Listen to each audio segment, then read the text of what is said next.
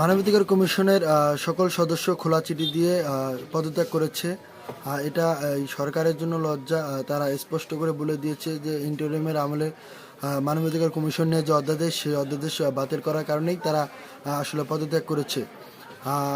BNP যে নির্লজ্জভাবে প্রতিটি প্রতিষ্ঠান দলীয়করণ করেছে, তারই প্রতিবাদ স্বরূপ এই সকল সদস্য তারা পদত্যাগ করে। আমরা দেখেছি দুর্নীতি দমন কমিশনে তারা নিজস্ব লোক দিয়েছে, বাংলাদেশ ব্যাংকে গভর্নর হিসেবে তাদের নিজস্ব দলীয় লোক দিয়েছে এবং তারা সর্বশেষ সুপ্রিম কোর্ট সচিবালয়ের যে অধ্যাদেশ, সেই অধ্যাদেশটাও তারা পুরোপুরি বাতিল করে দেয়। এই যে তারা প্রতিটি প্রতিষ্ঠানকে দলীয়করণ করছে এবং আমরা দেখেছি বাংলাদেশ ক্রিকেট বোর্ডেও তারা দলীয়করণ করেছে।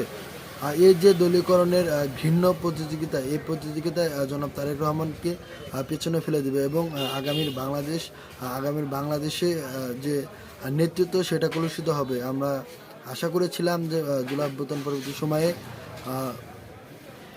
নতুন একটি বাংলাদেশ আমরা দেখব, কিন্তু সেই বাংলাদেশের পথে সবথেকে বড় বাধা হয়ে দাঁড়িয়েছে তারেক রহমানের দলীয়করণ। এই দলীয়করণ থেকে অনতিবিলম্বে দেশকে মুক্তি দিতে হবে।